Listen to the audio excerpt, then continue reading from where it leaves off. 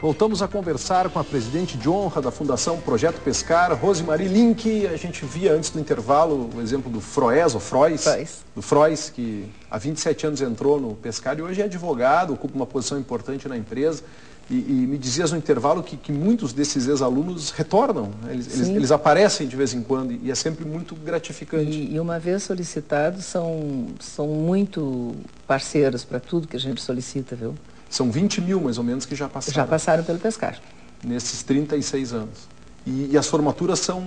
As formaturas são muito bonitas. São muito bonitas. Tu participaste de uma da Vompar. Participei de uma e é realmente emocionante. E a Vompar tem toda uma característica muito boa nesse sentido, porque eles são muito envolvidos com o Pescar também. Então, tudo lá funciona como tudo, funciona muito bem. Como tudo é verdade, funcionou bem. E para muitas dessas crianças e para muitas dessas famílias, essa é a única formatura com uma certa pompa, com uma certa circunstância, com uma certa solenidade, é que eles vão comparecer na vida. Então, é a formatura do filho, é a formatura da filha. Várias unidades estão fazendo agora uma coisa que eu acho muito interessante, viu? Eles fazem uma pequena entrevista com os meninos e as meninas quando eles entram. E eles estão assim meio assustados. Tá. Depois eles fazem outra no final. E eles mostram isso na formatura. A evolução. A evolução de cada um deles. É só dar uma oportunidade, né? E isso eu vejo que eles ficam assim muito envolvidos com essa situação, mas porque é importante também saber se posicionar, né? Saber dar o seu recado, saber se posicionar, saber... Sim. Então, isso ajuda eles a vencerem também as barreiras da timidez, para conseguir depois um lugar ao sol, né? O que o ser humano faz quando tem uma chance. Quando alguém abre uma porta, não precisa nem abrir, deixa encostada que... Eles aprendem também a lidar com currículos, como montar um currículo. Isso aí também é parte do... Ensina. Não é só conhecimento técnico do trabalho. Tem muita coisa hoje em dia que é de vida. Visão de vida e posicionamento na vida. A gente quer formar cidadãos que sejam, vamos dizer, ativos, envolvidos com a sua comunidade, que tenham, não assim umas pessoas que só estão prontas para fazer uma coisa mecânica. Por exemplo, que tipo de disciplina, que tipo de vivência esses alunos têm? Se dá bastante, eles têm um período de estágio, que é no último mês, que eles andam então pelas dependências da empresa. Sabe que eu acho que isso é muito importante, porque eles têm, ao estar no Pescar, eles entram para dentro de uma empresa. O Froes disse isso na entrevista dele. E eles começam a ver como é que as coisas funcionam. A ordem, a organização, as pessoas têm, muitas empresas têm ponto. Ele falando, não sabia que as empresas davam um café da manhã que tinha comida numa empresa. E tem vários meninos que estão em empresas assim, que têm refeitório, eles são tratados como funcionários, recebem investimentos, inclusive na sua saúde. Eu sei de gente que até dente se arruma dos meninos quando estão no Pescar. Então, é todo um envolvimento muito pessoal. E algumas empresas, que também é uma coisa muito interessante isso que fazem, viu? Tem os seus padrinhos. Aos meninos entrarem, eles têm um funcionário que é padrinho. Esse funcionário é um coach deles. Ele vira tipo sombra, que nem no Junior Achievement. Ele vai assim, fazendo discute alguns problemas, ajuda, dá algumas dicas, se envolve um pouquinho com eles durante aquele período. E isso também é uma coisa muito positiva, porque são exemplos, né, que eles veem que as pessoas trabalham, né, tem compromisso. Todo mundo que trabalha tem direitos e deveres, né? Um dos grandes méritos da iniciativa, e talvez aí ela possa servir como inspiração, que é um pouco do nosso desafio aqui no Mãos e Mentes, é levar a inspiração. Nós não, as pessoas que vêm aqui, como a senhora, como tantas pessoas que vêm aqui, que são inspiradoras. O seu marido lá na época, em 74... ele presenciou um assalto e ele pensou assim, espera um pouquinho, tudo bem que aí tem problema de governo, tem problema cultural, tem problema muito maior do que eu, tem problema conjuntural, tem problema cósmico, tem problema em conspirações universais, mas eu posso fazer alguma coisa. Eu posso fazer a diferença. Não esperou por ninguém, foi lá e fez.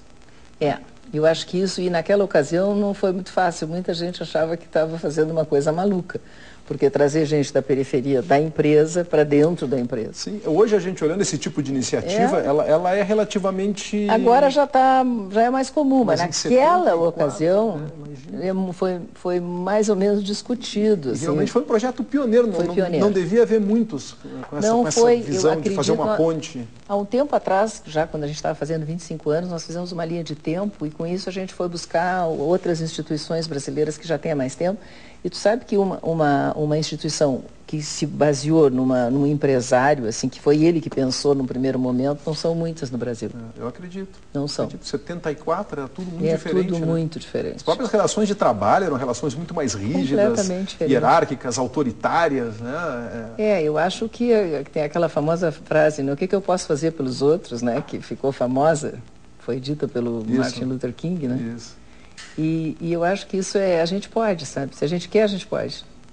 E talvez tem muita coisa para fazer. Talvez esse seja um dos... Eu até ia fazer essa pergunta, por que o pescar deu certo? Mas acho que a gente a senhora mais ou menos já respondeu isso, né?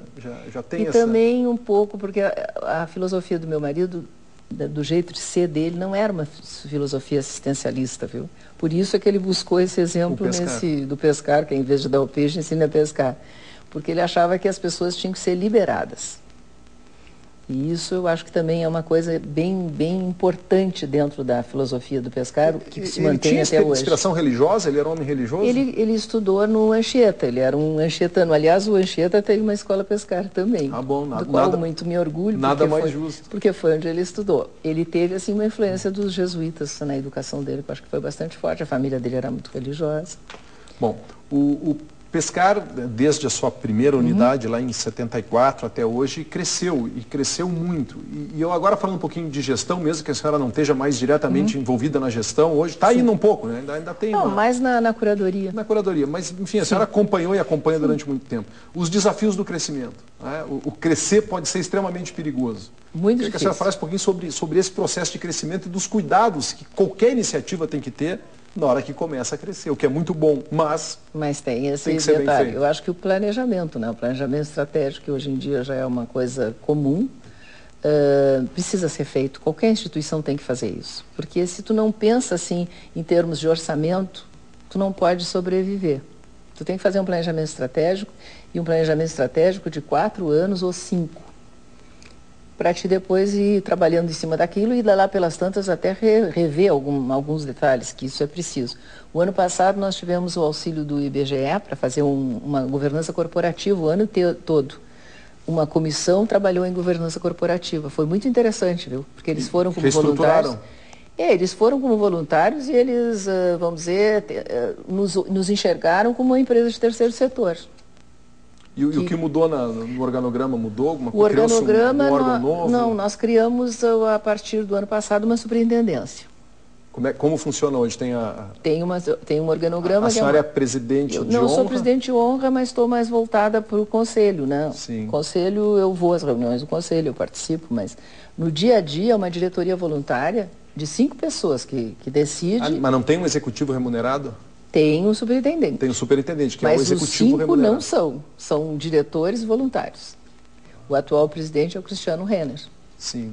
Que é o atual presidente do Pescar. Então, ele dirige a instituição, coloca seus planos para a curadoria olhar e aprovar, e os orçamentos também, entre o executado e o previsto.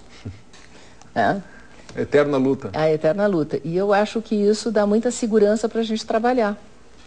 Porque o terceiro setor, a gente precisa saber que pode fazer as coisas. Não pode ser assim de um dia para outro. Você tem que estar prevendo, senão como é que tu vai também enfrentar uma folha de pagamento dos teus colaboradores? Como é que tu vai ter gente habilitada, de qualidade, trabalhando dentro de uma instituição se tu não consegue pagá-los, né? Nem todo mundo pode ser voluntário. Muito bem, vamos fazer um intervalo. Temos muitos voluntários, mas não em diretoria, sim, mas temos funcionários também. Nas empresas, quem arca com investimento são as próprias empresas. São as empresas. Arcam com esse investimento. Elas pagam o orientador e designam um articulador, que seria o meio de campo. E fornecem também as instalações físicas, a sala de aula. Fornecem as instalações físicas, lanches, em que a gente tem um certo controle, de que tem que ter uma certa qualidade, X, né? Eles, através dos seus fornecedores, eles conseguem muita coisa, vale transporte, 1000 coisas, viu? Tem algumas empresas assim que, eu não te digo que vão zerar o investimento delas, mas pelo poder que elas têm de mobilização, elas conseguem muita coisa que baixa o custo, muito. Interessante. Rápido intervalo, daqui a pouco a gente volta.